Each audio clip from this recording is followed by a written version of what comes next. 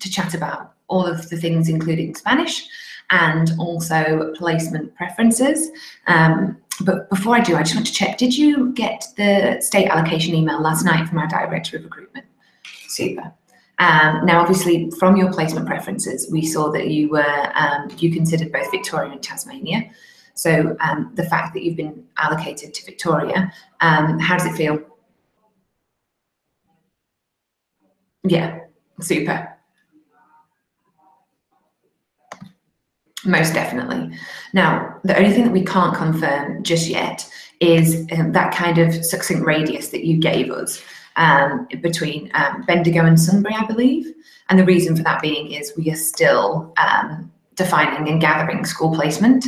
So what we will do is once that school placement area becomes clearer and we have engaged all schools and we have just decided the demand for 2018, I'll be able to give you a really fair idea of where in that area you will be placed if a placement is found.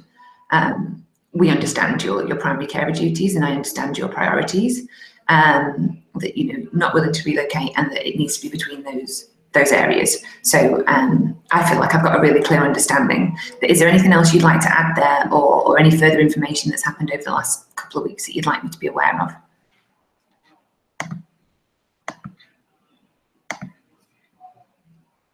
Okay. Oh, excellent. Yeah.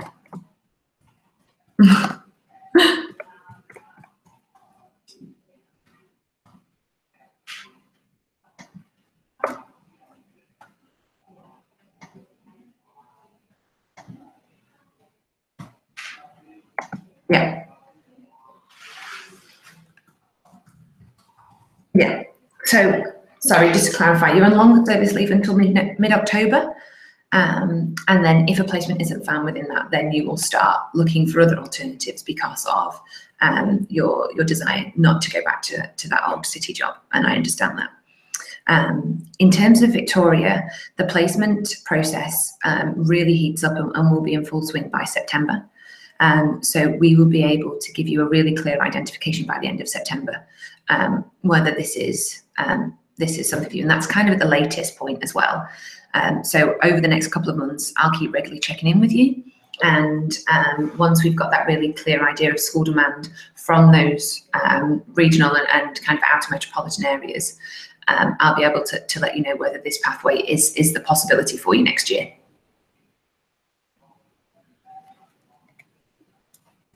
Oh, excellent. Absolutely, absolutely.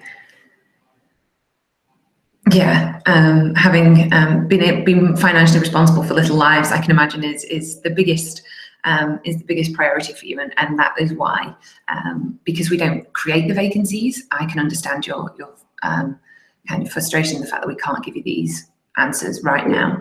But oh, thank you.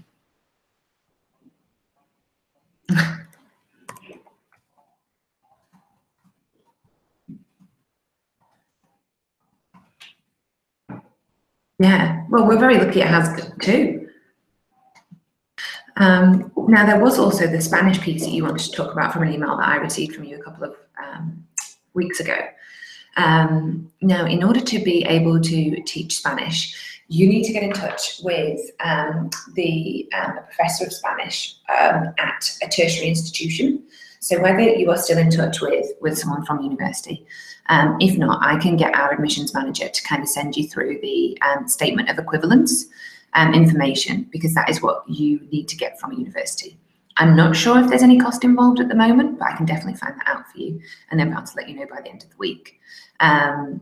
And so what that is it's a number of conversations with them, both in English about your experience and your knowledge of the language, but then also in the Spanish language as well.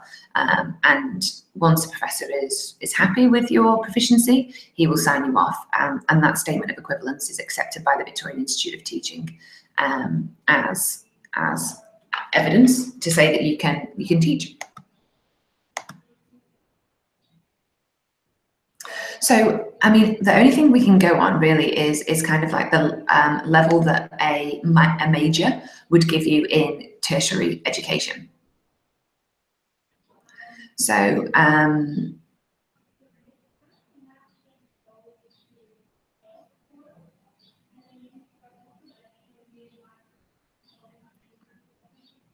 oh, well, yeah, because that is all that the statement of equivalence means is that, yeah, it's the same standard of a major level of study in the language. So, and especially with your time living in a Spanish speaking country, you will not only have had that academic kind of aspect of it, but also that lived experience.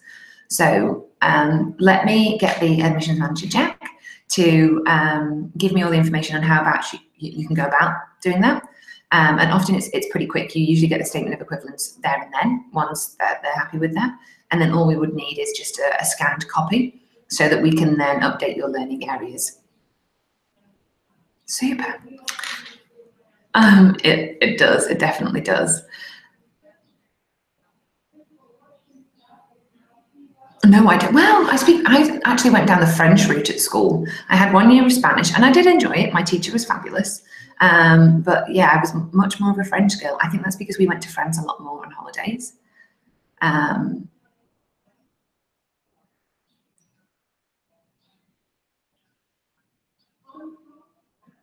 Yeah.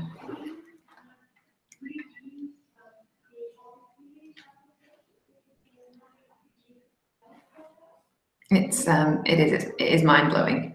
All I remember in Spanish is that un sacapuntas is a pencil sharpener. That's all I took away. And I don't know why. Your brain's a funny thing, isn't it?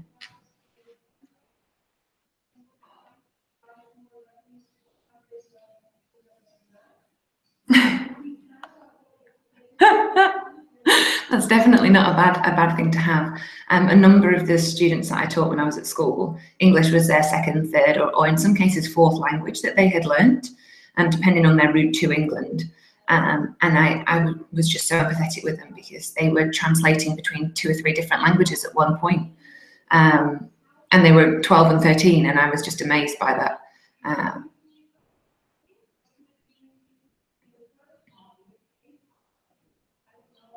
Wow, I think we're spoiled because of the because obviously the amount of people that do speak English, or the amount of importance that is placed on being able to speak English in schools. I know, it's awful, really awful. I know when we went abroad, all my dad would do is speak slower and louder, and oh.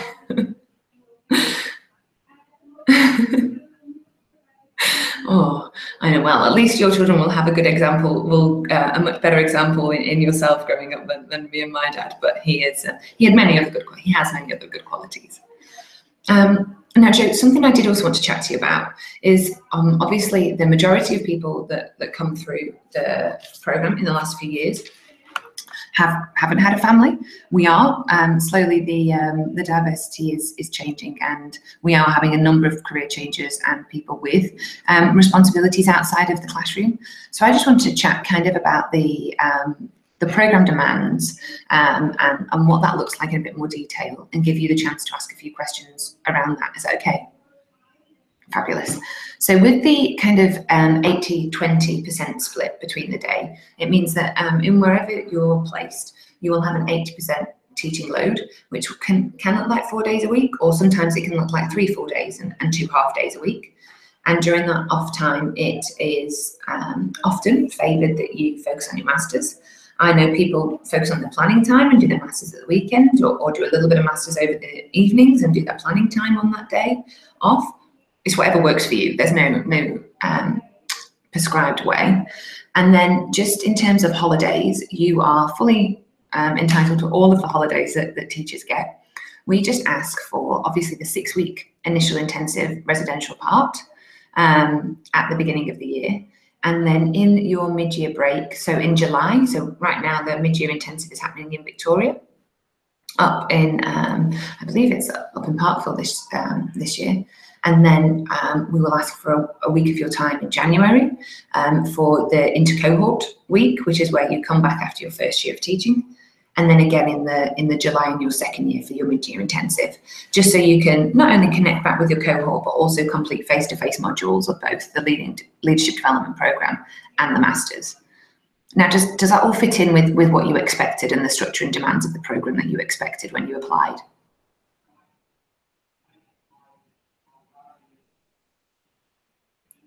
Excellent. Yeah.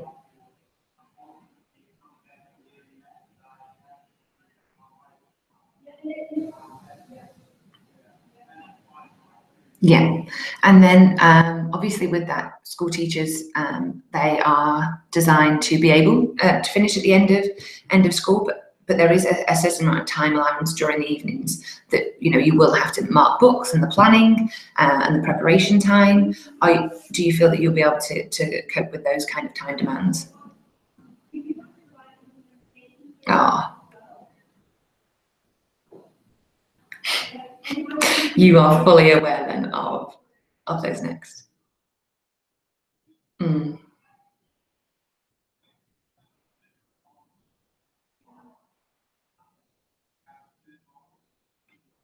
Oh, completely. I can remember.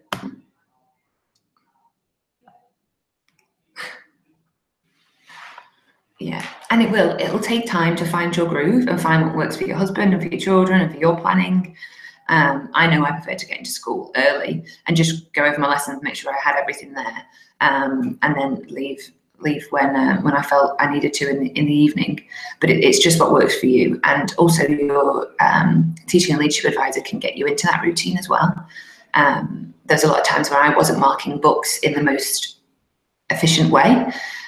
So my teaching and leadership advisor gave me a few tips about printing off my comments and just gluing them in and tick boxing and only writing 1 or 2 lines rather than the 20 lines of feedback I was giving people, and repeating myself over and over again.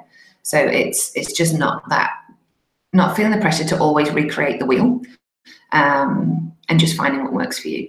Oh, that's excellent. Good. I'm glad. I just wanted to make sure that you had a really good idea of kind of time constraints and what that kind of looks like going forward, because this is a unique program, but the fact that you have had experience of friends and family and relatives going through the teaching profession, you'll have a really clear idea of what after school and before school also looks like.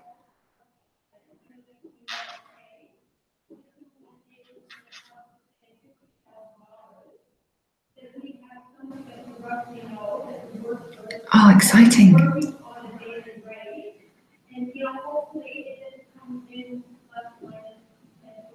Yeah.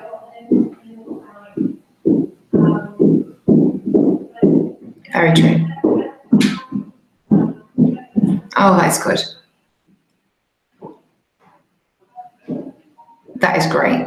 And I love your positive outlook on it. Well, if there is anything, or as you start to define what that looks like for you going forward, if I can help put you in touch with anybody, please let me know.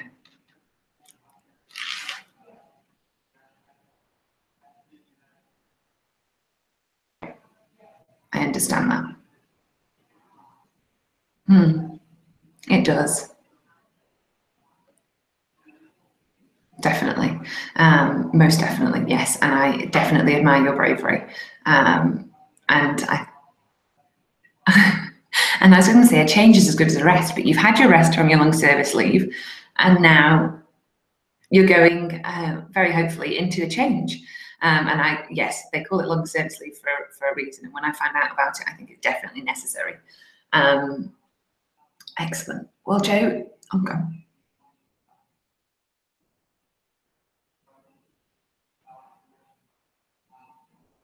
Yeah. Oh, congratulations.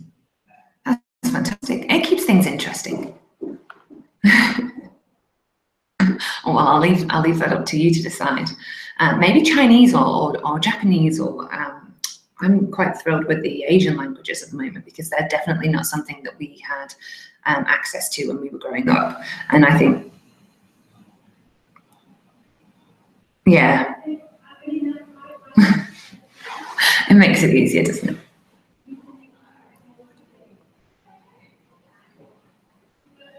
Oh, maybe that's it.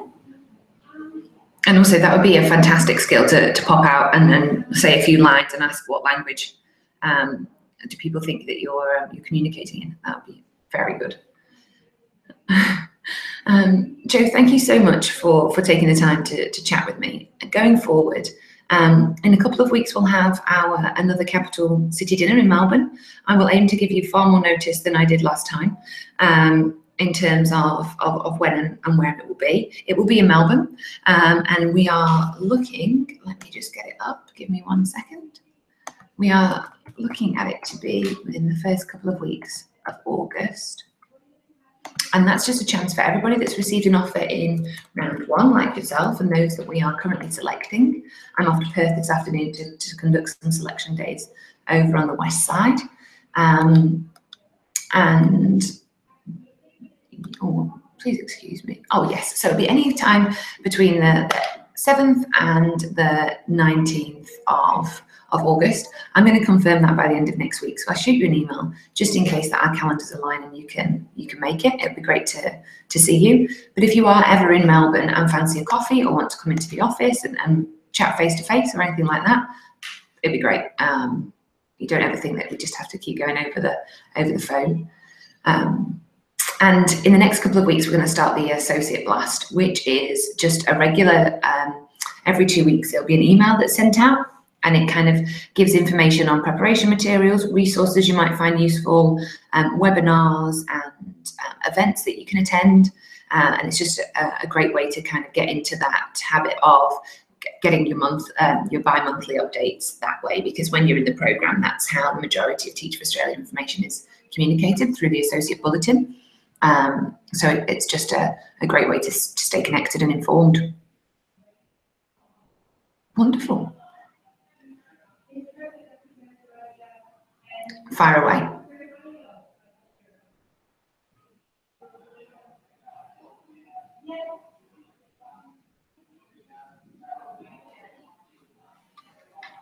So sorry about that. The initial intensive from the preparation to the finish is actually 13 weeks long.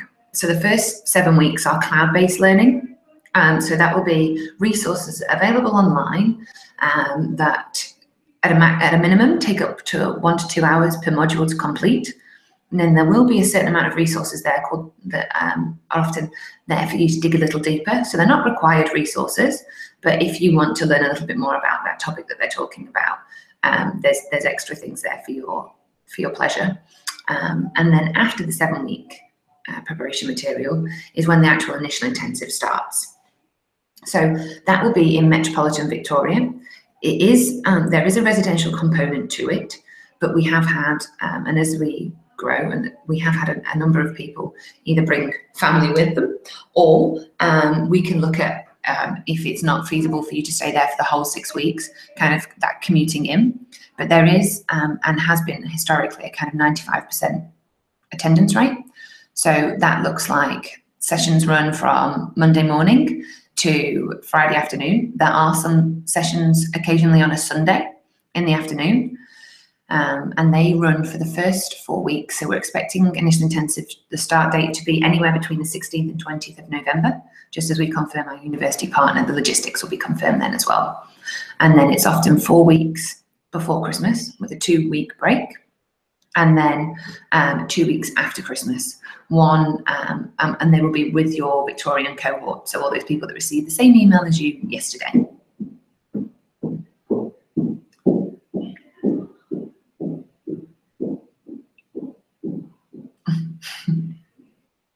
Hopefully in the next couple of weeks you'll receive much more logistical information as we work with our university partner on the actual logistics of initial intensive. And I know obviously with you have a lot to consider there, and a lot to organise. So as soon as we have those logistics, I'll give you a call and we can talk through, and you can shoot any questions back at me or anything that you'll need assistance on, and we can go from there.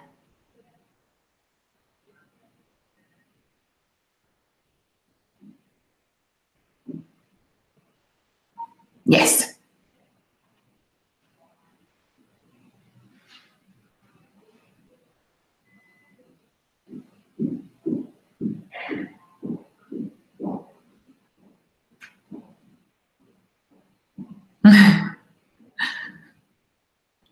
And also, as we're confirming the university partner, there are elements that are cloud-based as well.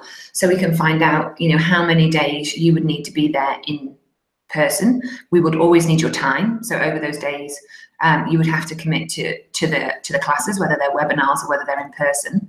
But whether that means if there are a series of webinars in one day that you don't need to actually be there in person, we can have a look at that too. So last year we did have a number of cloud-based days. It's where the old university partner delivered a lot of sessions via the cloud. That is just an option. Once we have ironed all that out, which we're hoping will be beginning middle of August, I can sit down and say, Joe, this is exactly what the initial intensive structure looks like. This is when we're required. Is this something you can commit to? And then you can say, no, yes, yes, with these caveats. And then we can go back and see what they're, how we can work with you with it.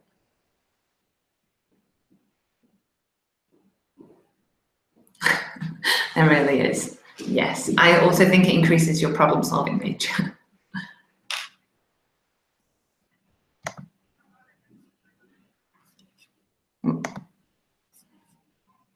Well, if you ever do get them and you want to chat, just shoot me a text, an email, or ring me, and I'll probably be able to fill in the gaps pretty quick for you. Now, so I'll get in touch with our admissions manager and just check how best to go around that statement of equivalence, and then and I'll be in touch very soon. Great to chat, yeah, I'll be in touch soon. Have a lovely rest of your day. Bye, Joe.